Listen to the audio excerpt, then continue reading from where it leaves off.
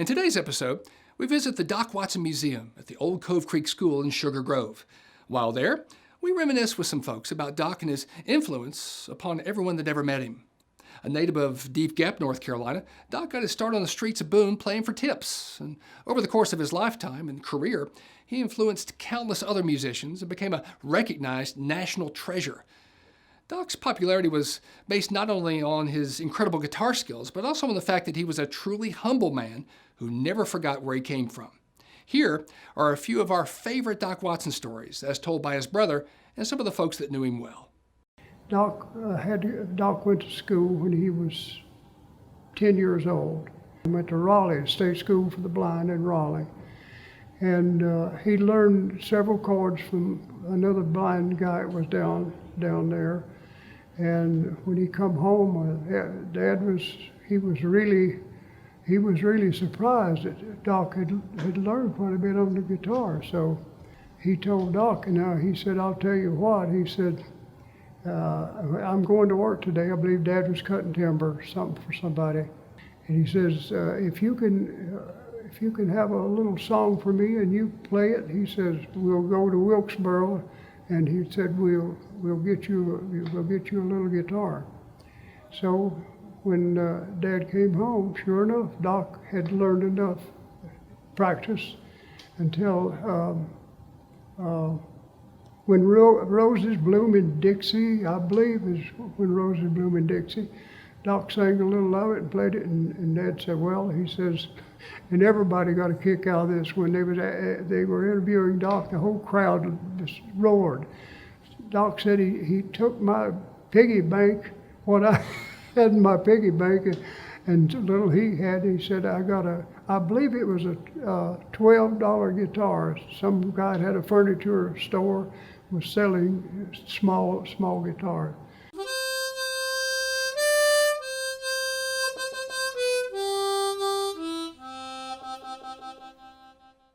Dad didn't make the whole banjo. He made the neck from maple, and of course the keys where you tune each string from a maple. He carved them out of maple. And the head of the banjo, Dad had that from, I don't know where he found it or got it from. So the first thing, the banjo head, they tried a groundhog hide that had been, had been killed and tanned and all, taken hair off of it. But it was too thick. It didn't have a good sound. I'm going to tell you now what a lot of people are going to hate to hear. My grandmother had an old cat, and she was just so old that she wouldn't eat, and they were just waiting for her to pass away. And my grandmother hated, feed her and she wouldn't eat. So she wanted to pay one of my brothers if he would put her out of her misery, and he did. And Dad said, I've got an idea. He said, Sears Roebuck, and this is true, they sold cat head banjo heads that went in the banjo.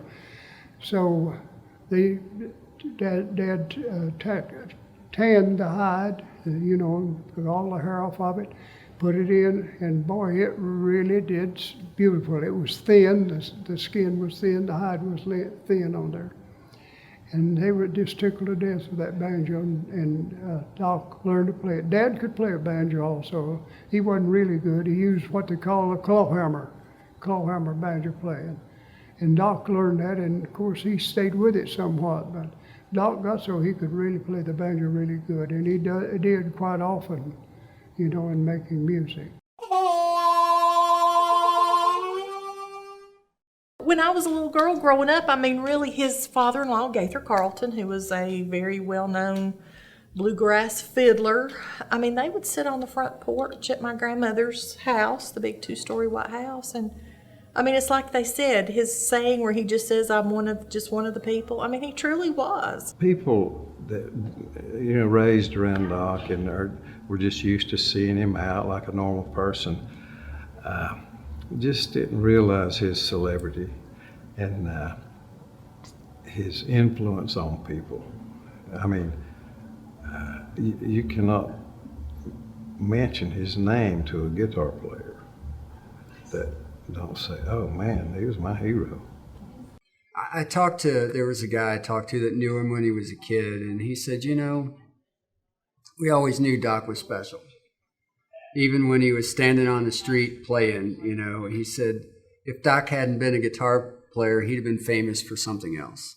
He just had that, there was something about him that we all knew.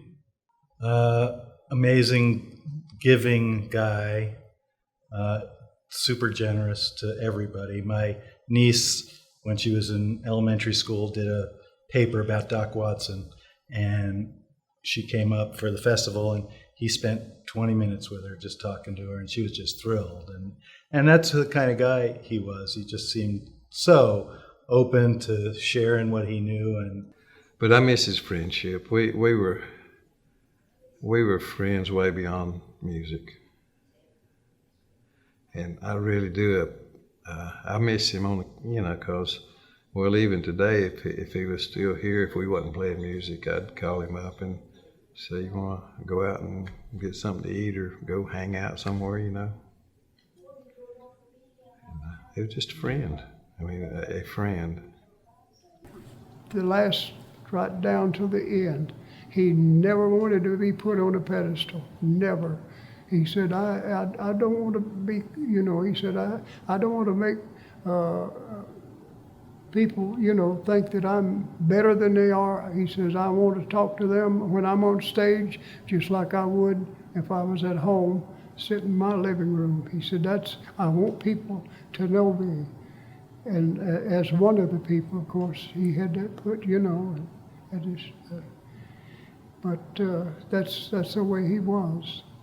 And everybody said, I don't know, they just love that man. They sure did. People do know what a great person he was, but he was more than that.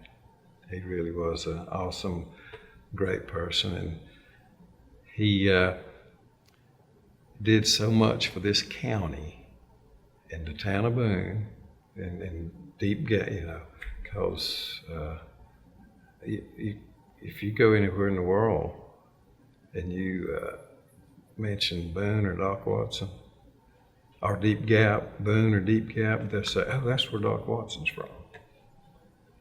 And he represented our little part of the country better than any other person could have, I think. Doc was a true high country legend that was and is sorely missed, but his legacy definitely lives on.